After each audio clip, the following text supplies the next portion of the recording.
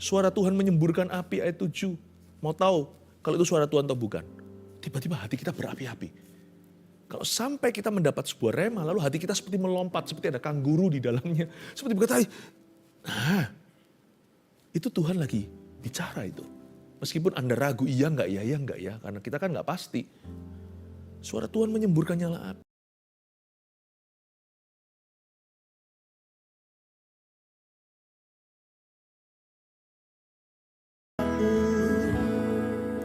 Kami pegang janjimu, dan ketika kami mengalami up and down dalam hidup ini, Kaulah pegangan kami. Mewakili seluruh keluarga Saat Teduh, hamba syafaat dulu, pegang dan jamah tongkat gadamu demi mereka. Jamalah setiap keluarga Saat Teduh dalam pergumulannya. Berikan kemenangan, bukakan jalan di mana tiada jalan. Tuhan, Kau maha perkasa. Engkau lebih besar dari ciptaanmu. Segala sesuatu tidak ada yang melampauimu. Berkati pemberitaan firman, beri kejelasan, simplicity. Dan your Holy Spirit, Roh Kudus-Mu yang bekerja. Sembunyikan hamba di balik salib-Mu dalam nama Yesus. Amin. Seperti yang saya katakan, kadang-kadang saya bisa merasakan beban yang Anda rasakan. Khususnya waktu pagi hari saya berbahasa roh, waktu bangun tidur, itu saya bisa merasakan jemaat punya beban. Ya sebagai gembala berjaga atas jiwa, itu Alkitabiah. Tapi yang tahu persis apa yang Anda gumulkan ya Yesus. Tuhan Yesus saja. Selain Dia Maha Tahu, Dialah juru selamatmu satu-satunya. Dialah Mesias. Hari ini saya mau menyampaikan satu judul yang bunyinya begini, ketika dalam badai. Ya, ketika dalam badai. Karena saya rasa ada beberapa orang sedang dalam badai, beberapa akan masuk ke dalam badai. Sebagian lagi udah lewat sih. Tapi hidup ini kan silih berganti, selalu ada badai baru. Firman ini akan melengkapimu. Buka bersama dengan saya, Mazmur 29, ayat 1-11. Ada sebuah kesaksian roh di dalam diri saya, hatiku tetap damai sekalipun dalam badai. Ayo, hati kita tetap tenang sekalipun dilanda permasalahan. Ini adalah Mazmur Daud, kebesaran Allah dalam badai. Ayat 1, kepada Tuhan hai penghuni sorgawi, kepada Tuhan sajalah kemuliaan dan kekuatan. Berilah kepada Tuhan kemuliaan namanya, sujudlah kepada Tuhan dengan berhiaskan kekudusan. Stop di sana dulu, ada ayat, totalnya ada 11 ayat, saya baca 2, saya jelaskan satu persatu. Ini Mazmur Daud, Daud yang nulis Mazmur ini. Mazmur adalah lagu. Dia nyanyi, entah apa yang dia alami. Yang pasti Daud itu banyak sekali mengalami gejolak dalam hidupnya. Bermula sebelum jadi raja dikejar-kejar Saul segala, Mazmur Daud itu relevan karena dia bukanlah orang yang berteori. Mazmurnya itu keluar dari kehidupannya sehari-hari. Dan seringkali mazmur terindahnya keluar dari lembah kekelaman yang dia lalui. Daud mengalami sesuatu badai, entah apa. Tetapi dalam badai itu Daud bermazmur. Ini juga mazmur unik sekali ya. Mazmur 29 adalah mazmur yang dibaca secara tradisional oleh orang tua Yahudi kepada anak-anaknya. Saat apa? Saat ada badai di luar atau lagi ada cuaca buruk. Misalnya kalau di rumah ditutup rapat-rapat, jendela segala, lalu bunyi angin, gitu mungkin ya. Mungkin goyang-goyang semuanya, tiang-tiang di depan. Dan bisa kelihatan dari jendela, angin menerpa seperti mau pecah. Orang Yahudi tidak izinkan anaknya ketakutan. Karena itu mereka langsung bacakan Mazmur 29. Mazmur 29 ini adalah mazmur yang dekat di dalam hati orang Israel. Karena dari kecil mereka dibacakan oleh papa mamanya. Makanya itu kita yang punya anak, sedikit tambahan info di sini. Jangan suka bagi-bagikan yang negatif. Nanti mereka tumbuh dewasa punya gambar diri yang salah. Lebih celaka lagi kalau punya gambar tentang Tuhan yang tidak benar. Janganlah kita pesimis kalau sama anak. Ya gimana, apakah saya harus pura-pura? Ya kita harus bertobat dulu, jangan kita juga jadi orang yang negatif. Karena ikan yang busuk tidak bisa disembunyikan lama-lama, masukkan kulkas pun akan bau. Kalau kita menyimpan dalam diri kita negatif spirit, kalau kita simpan dalam diri kita itu rasa ketakutan yang tidak pernah kita serahkan kepada Tuhan, lama-lama juga akan menular ke keluarga kita. Orang-orang Yahudi punya satu cara parenting yang kita bisa tiru. They read Psalm 29, mereka bacakan Mazmur 29. when the weather outside is frightful. Seperti lagu Christmas itu ya. Ketika cuaca di luar itu buruk sekali. Orang Yahudi malah justru membacakan Mazmur 29. Ketika ada guntur gemuruh, mereka ingatkan anak-anaknya. Itu hanyalah ciptaan Allah. Di balik guntur dan halilintar itu ada yang lebih berkuasa. Guntur halilintar itu hanyalah bersinnya Tuhan. Gitulah kira-kira kalau bahasa sehari-hari kita. Itu bukan apa-apa. Bahkan suara Tuhan lebih hebat. Ketika mereka dewasa, mereka tidak takut lagi. Kecuali takut akan Allah. Makanya itu lihat ayat pertama, kepada Tuhan, hai penghuni sorgawi. Kepada Tuhan sajalah kemuliaan dan kekuatan. Ada kata kepada Tuhan. Kata Tuhan di sini saya hitung. Iseng-iseng saya hitung. Ternyata di dalam 11 ayat yang nanti kita baca semua, kata Tuhan disebut 18 kali, lebih banyak dari ayatnya. Apa-apa Tuhan, Tuhan, Tuhan, Tuhan. Jadi itu anak-anak Yahudi, gak heran keturunan Abraham diberkati. Tidak heran keturunan Daud itu berani. Kalau kita lihat sejarah Israel dikepung kanan kiri, mereka gak ketakutan. Mereka berharap sama Tuhan, dari kecil sudah digembleng begini. Jangan takut sama ciptaan atau apapun yang kau lihat, yang kau rasa, yang kau dengar, panca indera. Yang gak kelihatan itu penghuni sorgawi lebih besar, lebih banyak, lebih nyata. Kita diajari lewat firman ini untuk kita itu berada di musyawarah Allah. Badan kita bisa ada di dunia, tubuh jiwa, tapi manusia roh kita itu harus kita jaga dalam hadirat Allah. Manusia roh kita itu lebih perkasa, yang menyertai kita itu lebih banyak, lebih nyata. Seperti Elisa berdoa agar Gehazi hambanya itu dicelikan matanya ketika dia dikepung oleh lawan Israel. Waktu itu dia melihat gunung itu dipenuhi dengan kereta-kereta berkuda dari sorga. Penghuni sorgawi itu bicara tentang di dalam alam roh. Pertolongan Tuhan itu ada. Dan yang kita lihat sekarang di depan ini bukan satu-satunya realita.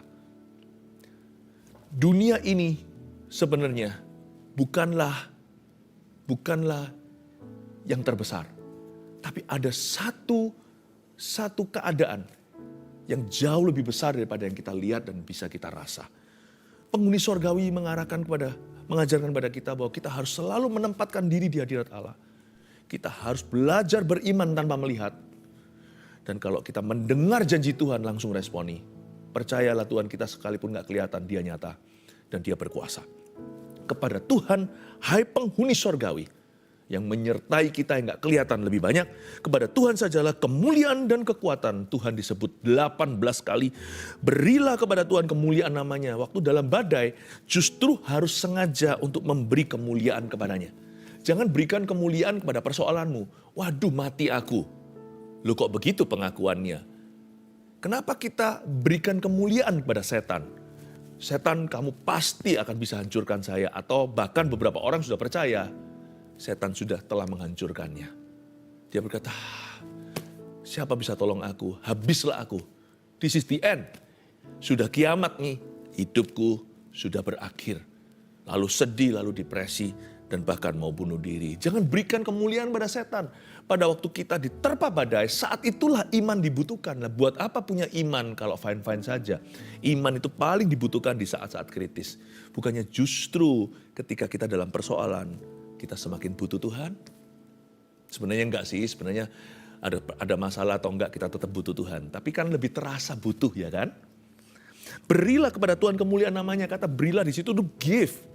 It's a deliberate act atau sebuah tindakan yang nyata. Sebuah perbuatan yang disengaja. Berilah kepada Tuhan kemuliaan namanya. Justru akui firman. Dengan kita mengakui firman, kita tidak memberi kemuliaan pada setan. Kita memberi kemuliaan pada Tuhan. Kita mengakui apa yang Tuhan sanggup lakukan. Bukan apa yang setan akan lakukan. Bukan apa yang setan ingin lakukan, tapi apa yang Tuhan mampu lakukan untuk kita. Sujudlah kepada Tuhan dengan berhiaskan kekudusan. Kata sujudlah di sini itu menunjukkan menggambarkan sebuah postur tubuh orang tersungkur. Itu berarti penyerahan diri. submission, subordination dalam bahasa Inggrisnya, atau belajar untuk menundukkan yang diri dan menundukkan kemauan kita, kehendak kita. Ini menundukkan hati kita kepada Tuhan dan pikiran. Mencium kaki Tuhan, sujudlah kepada Tuhan dengan berhiaskan kekudusan. Waktu kita diterpa badai, kita sedang mengalami tekanan. Kalau kita nggak tahu harus berbuat apa-apa, lakukan yang satu ini nggak pernah salah. Serahkan kehendakmu kepada Tuhan. Rasanya nggak kepingin memuji, pujilah Tuhan. Karena bukan kehendakmu dan kehendakku yang jadi, tetapi kehendak Allah yang terjadi. Bukankah firman berkata, pujilah Tuhan dan bersyukurlah dalam segala keadaan. Waktu kita disakiti rasanya mau balas orang itu, tapi firman Tuhan berkata, berikan pipi satunya. Sesusah-susah kita itu mengampuni, jangan berhenti sampai pengampunan. Belajar memberkati musuh kita, karena Tuhan selalu benar. Dan gak pernah merugi orang yang melakukan kehendak Allah. Ruginya cuma dalam perasaan. Kok enak orang itu aku berkati, wong dia begini sama aku. Kenapa aku harus ampuni, dia tidak mau berubah. Ruginya itu digembar-gembor dan dibesar-besarkan dalam jiwa kita. Tapi orang yang melakukan kehendak Tuhan sesungguhnya tidak pernah rugi dalam realita. Rugi apa? Karena itu mengundang penyertaan Allah.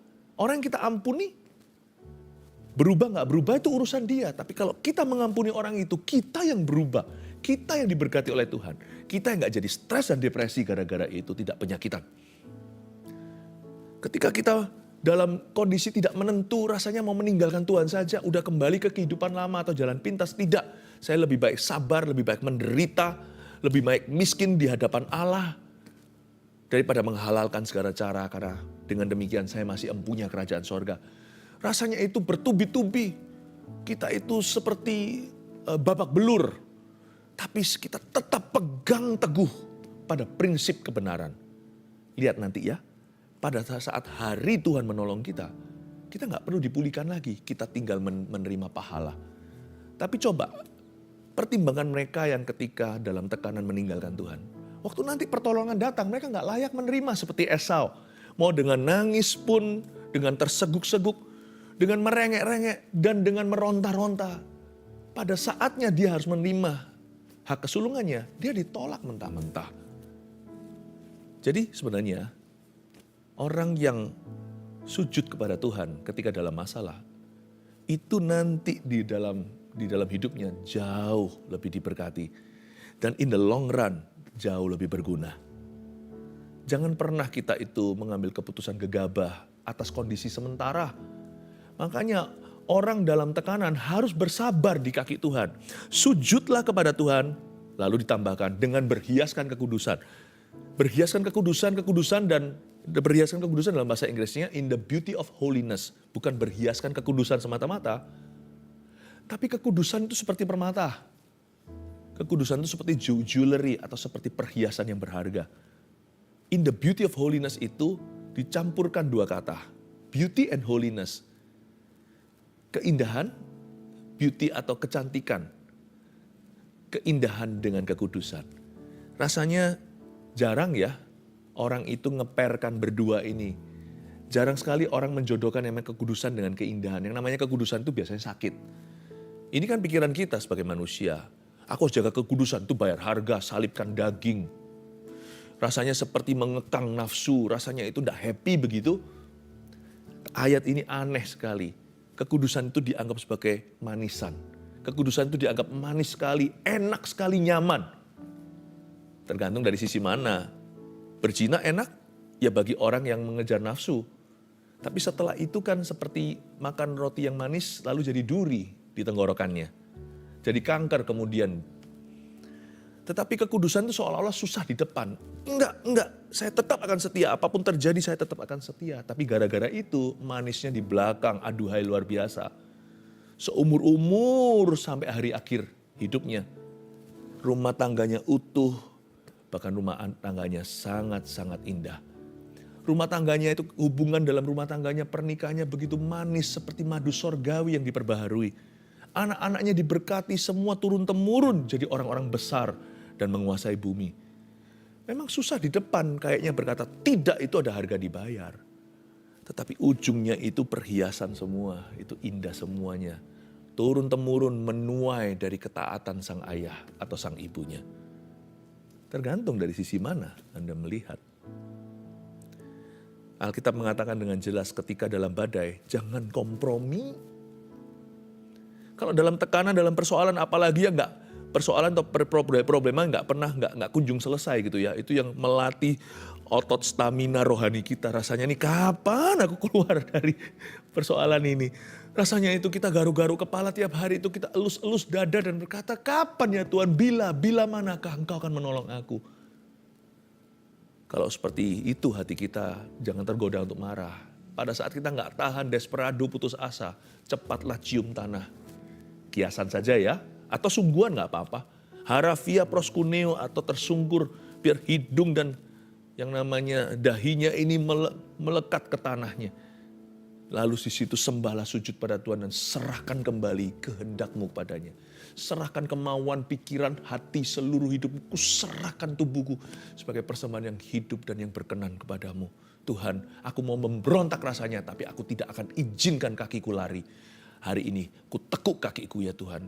Ku buat dia berlutut bersujud di hadapan-Mu. Bukan kehendak-Mu, tapi kehendak-Mu jatuh. Jadi aku menunggu-Mu sampai Engkau menolongku. Aku tidak kemana-mana, aku tetap setia. Wow! Itu nanti ujungnya berhiaskan kekudusan. Jangan lari justru ketika dalam masalah. Justru lari mendekat. Karena itu penting sekali di dalam badai kita harus menyembah Tuhan. Dan kita harus belajar menundukkan diri kepadanya. Bukan justru lari dan murtad dari jalannya. Itu dia. Di 2 ayat ini kita baca, kita mengerti sekarang dalam badai apa yang harus kita lakukan? Sembahlah dia. Dalam badai apa yang harus kita lakukan? Sujud kepadanya alias tundukkan dirimu dan hidupmu di bawah kakinya. Jangan turuti hawa nafsumu. Jangan halalkan segala cara. Jangan cuti dari hadirat Allah. Ayat 3. Suara Tuhan di atas air. Allah yang mulia mengguntur. Tuhan di atas air yang besar. Berhenti di ayat 3 sebentar. Garis bawahi suara Tuhan. Saya hitung lagi di 11 ayat ini. Kata suara Tuhan diulang 7 kali. Kalau kata Tuhan 18, suara Tuhan 7 kali. Berarti sangat key atau sangat kunci ketika seseorang di dalam badai taufan kehidupan. Dia harus belajar mendengar suara Tuhan. Dan mendengar suara Tuhan gak boleh sekali. Berkali-kali, berulang kali karena manusia itu cenderung lupa. Apalagi kalau dia lagi tertekan jiwanya. Wah, sangat gampang menguap. Sangat gampang menguap suara Tuhan itu. Karena kita mudah untuk ragu, bimbang. Apa iya? Itu suaraku atau bukan? Kalau orang stres kan begitu. Bukan hanya orang stres begitu, tetapi sekalipun suara Tuhan dengan jelas dan gamblang pun kita bisa bimbang dan ragu lagi ketika kita lihat fakta di lapangan, ketika kita mempertimbangkan realita. Loh kok beda dengan suaranya? Makanya suara Tuhan diucapkan 7 kali. Selain itu ketika seseorang menghadapi sebuah tantangan, tidak mudah dia dengar suara Tuhan. Pada saat hatinya gelisah, coba dengar suara Allah. Elia aja seorang nabi yang begitu peka. Dia harus melewatkan semua goncangan api, angin, gempa, baru sepoi-sepoi basah. Baru dia dengarkan suara Allahnya. Dengarkan suara Tuhan itu gak bisa masuk sekali ke ruang doa langsung dengar. Bisa kalau di hari-hari biasa. Tapi di hari-hari susah kadang-kadang kita perlu lebih lama. Atau berulang kali masuk lagi ke klosetnya. Doa lagi, sembahyang lagi, doa kembali. Makanya suara Tuhan di sini diulang-ulang 7 kali. Sampai kau mendengar suaranya. Atau kalau sungguh sudah mendengarnya, jangan ragukan, camkan. Ini kan bahasa Alkitab ya, camkanlah. Yesus sering berkata begitu, camkanlah. Jangan hanya masuk telinga kiri, keluar telinga kanan. Camkanlah itu masuk telinga kiri, nggak usah keluar telinga kanan, langsung masuk ke hati, mulai memenuhi pikiran, membaharui akal budi, dan laksanakan dan hidup berdasar dengan prinsip itu, hiduplah dalam percayamu. Suara Tuhan, coba kita lihat sekarang ya, ada suara Tuhan itu seperti apa ya? Mulai kita sekarang baca ke bawah. Suara Tuhan di atas air. Allah yang mulia mengguntur, Tuhan di atas air yang besar. Ayat 3 ini ada 2 macam. Suara Tuhan di atas air itu pertama-tama seperti Kejadian pasal 1. Roh Kudus melayang-layang di atas permukaan air, bumi belum berbentuk. Kejadian pasal pertama, lalu dengarlah suara Tuhan, jadilah terang maka terang pun jadi. Suara Tuhan di atas air itu ya, itulah yang seperti sepoi-sepoi basah. Seperti ada sebuah hadirat yang begitu lembut. Gak perlu teriak-teriak, firman-Nya jadi. Tapi Allah yang mulia juga mengguntur. Tuhan di atas air yang besar. Kadang Tuhan bisa bicara kepada kita di atas air yang biasa dan tenang. Suara sepoi-sepoi basah tapi selalu sesuai firman, tidak pernah melanggar firman-Nya. Tapi kadang-kadang Tuhan juga bicara di atas air yang besar. Suara Tuhan itu bisa mengalir lewat air kecil, air tenang. Suara Tuhan juga bisa terjadi lewat air besar atau air yang deras. Tuhan bisa bicara dengan cara audible, bisa, tapi selalu sesuai firman-Nya. Tuhan bisa bicara lewat mimpi penglihatan, bisa. Malah justru bangsa Israel kurang mendengar suara Tuhan di zaman-zaman tertentu, zaman-zaman hakim-hakim itu sebelum Samuel, si anak kecil itu menjadi nabi yang diurapi. Penglihatan dari Tuhan jarang kata firman. Bisa lewat teman kita yang menuntun kita ke dalam segala jalan kebenaran, yang tuntun kita ke arah yang salah, yang pengaruhi kita untuk rusak, itu adalah utusan setan, bukan utusan Tuhan. Tapi yang selalu Tuhan akan bicara lewat firman yang kita baca, lewat khotbah.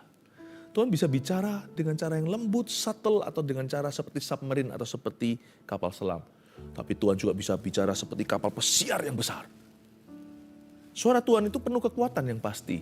Ada power in His voice. Jangan bergantung dengan kekuatan manusia. Suara Tuhan penuh kekuatan, suara Tuhan penuh semarak. Ayat 4 bicara tentang hakikat suara Tuhan itu sendiri penuh urapan. Suara Tuhan itu penuh dengan kuasa.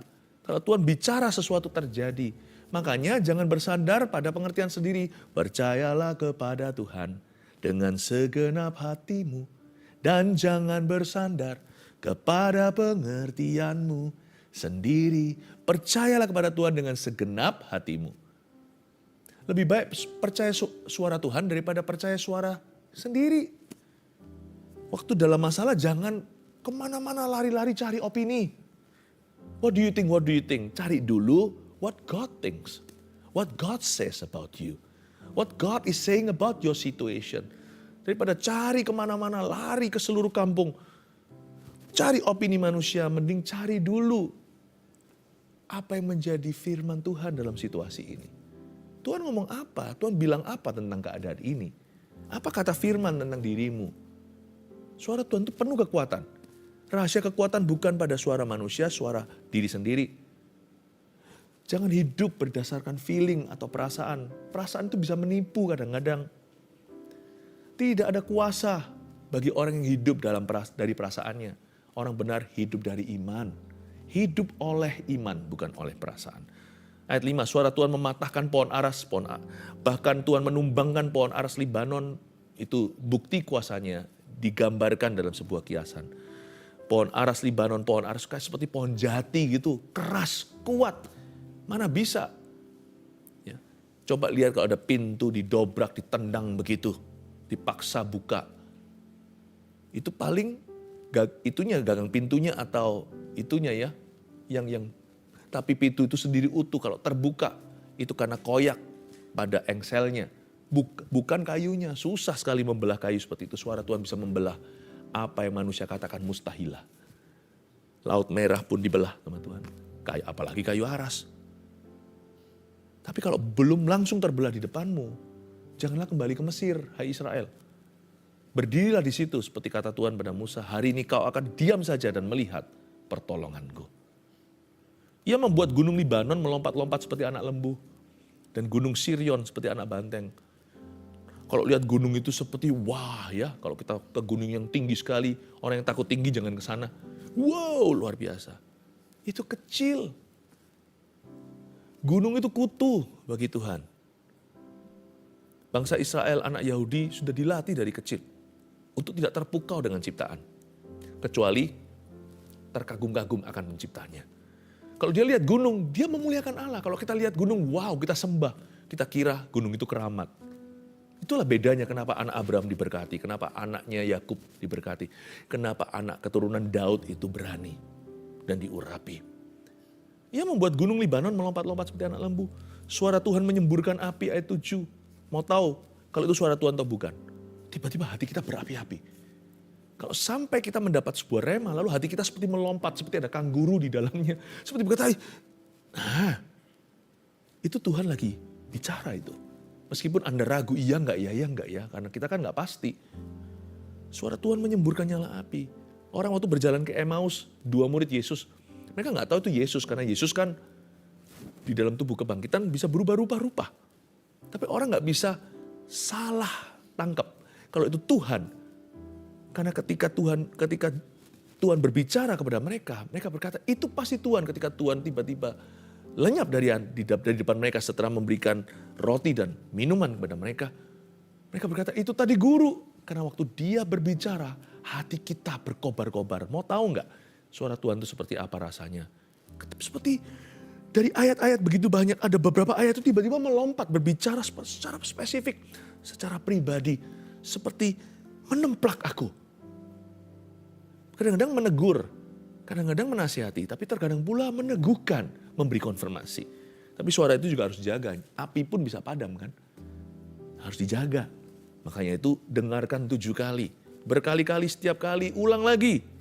Selalu kembali ke suara Tuhan. Ketika mulai luntur rasanya suara Tuhan dalam diri kita, suara dunia lebih keras dan lebih bising rasanya. Balik lagi, kembali lagi, sampai suara itu kembali berapi-api. Suara Tuhan membuat padang gurun gemetar. Tuhan membuat padang gurun Kades gemetar. Padang gurun gak langsung diairi, tapi kalau Tuhan berbicara, itu akan gemetar. Tahu gak? Mungkin Anda sedang mengalami padang pasir rohani Anda. Padang gurun, masa paceklik, gak tahu ini, muter-muter Sahara, selalu oasis semuanya hanyalah PHP, pemberi harapan palsu. Setiap kali kelihatan di situ kayaknya ada satu mata air, ada satu badan air. Saya ke sana, ternyata hanya pasir. Saya ingatkan ya, ini juga suara Tuhan, tangkaplah dari mulut saya.